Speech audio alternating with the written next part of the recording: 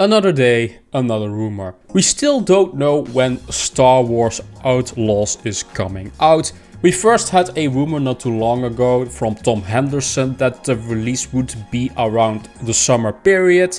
But maybe we have now an update because the game has been rated in Korea, and let's talk all about that for today's video. So sit back, relax, enjoy, take a beverage, and let's get on with this news. So Star Wars Outlaws is still a game we are waiting for from Ubisoft, and it's kind of unknown now when we are going to see an update, but I do think it's going to be relatively soon because the Korean ratings board just made an update for a classification, and we are going to take a look at that, and there is some interesting stuff there that I want to talk about. By the way, if you have a comment of your own, it can be about anything. Let me know in the comment section down below. It can be about Star Wars. What is your favorite Star Wars game, or are you excited for Outlaws?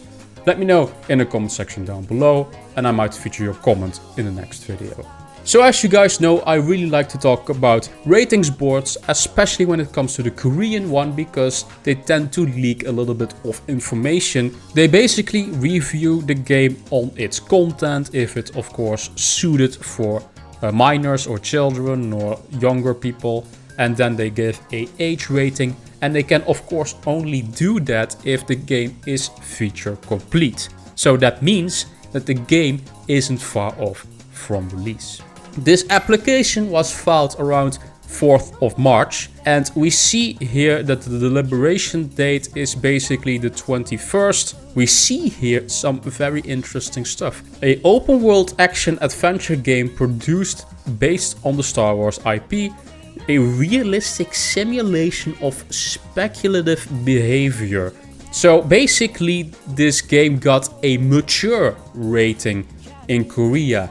A Star Wars game getting a mature rating, that's kind of, shall I say, rare, because as you guys know, Star Wars games are from Disney. They don't want to have a mature rating because it needs to sell to also a younger audience. But we see here the reason for that. There is a mini game with content of in-game betting and dividends. Therefore, Article 21 of the Game Industry Promotion Act and Article 7 of the rating regulations, in accordance with Article 4, the rating was decided as not for use by minors. So we see here also some icons. There is some Korean text on them, but of course I can't read Korean, so I'm sorry. I'm just going to guess some stuff here based on the icons, but we see here a gender symbol, which probably means sexual themes. We see here a talking bubble, maybe that's strong language. We see a drug symbol, maybe drug use, probably stims, that you can heal yourself, something like that.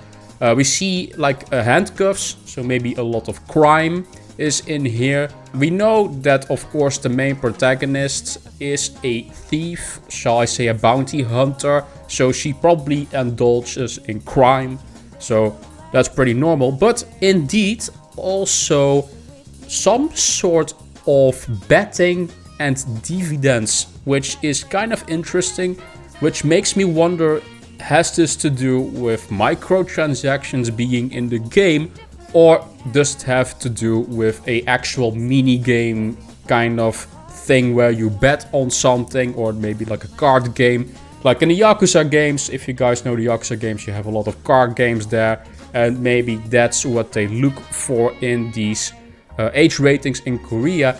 Now there was some interesting comments on Reddit that were probably speculating that this is indeed related towards a mini game, so not immediately microtransactions. I don't want to scare you guys immediately like that. There is no evidence yet of microtransactions being here, but it could indeed point towards some sort of like a table, high stakes thing, or maybe like a betting thing, or a stock market thing, something like that. It can't just be with fake money in the currency, shall I say, of the game itself. So you shouldn't be afraid yet. I don't think this has anything to do with microtransactions, but it is an important thing to know for you guys. So yeah, interesting stuff.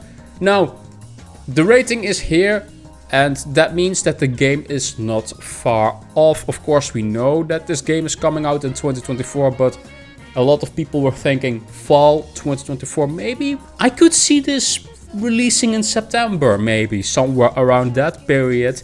And then we'll also, of course, have Assassin's Creed Project Red from Ubisoft. When is that going to release? I think that will be pushed to November. That's what I think. And then they do have two very big open world games not too far away from each other. We shall see how they are going to do that at Ubisoft there. It might overlap audience, shall I say. But yeah, interesting stuff. Let me know, guys, what do you guys think of this information from the ratings board here? Are you guys excited for Star Wars Outlaws? Is it going to be a good game? I don't know. We have seen Skull and Bones. It failed from Ubisoft. Of course, though, that game was on the wall that it would suck. It's a live service game. This is a supposedly single player game. So hopefully they can for once nail it at Ubisoft. But, you know, let's keep very low expectations. Let me know in the comment section down below what do you guys think of this news. Also, I quickly want to do a plug. I just uploaded my Persona 3 Reload video, a very big review that I worked for days on. I would really appreciate it if you guys would watch that. You can find it in the description down below, I will also make a pinned comment where you can click on it to watch the video or check out my channel. That would be very much appreciated if you guys love Persona. Check that out. I totally forgot to film a comment of the day, so we are going to do that now. This is from my Dragon's Dogma 2 warning video. I'm a little bit behind on schedule with comment of the day. I'm one video behind, so I'm sorry for that. What to be called says in the comments, I kind of like that you can buy houses.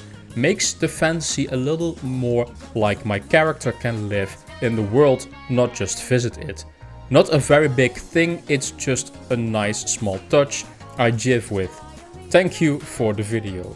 Yeah, you're absolutely right on that. I commented also to him that I really love in Skyrim, one of my favorite games where you can also buy basically your own ground and basically build your own house there, start a family. And I think for like RPGs with big worlds in general, that is just a gameplay mechanic that really fits in my opinion. I don't know how in-depth that is in Dragon's Dogma 2. I actually just bought the game and I have been playing it a little bit so far.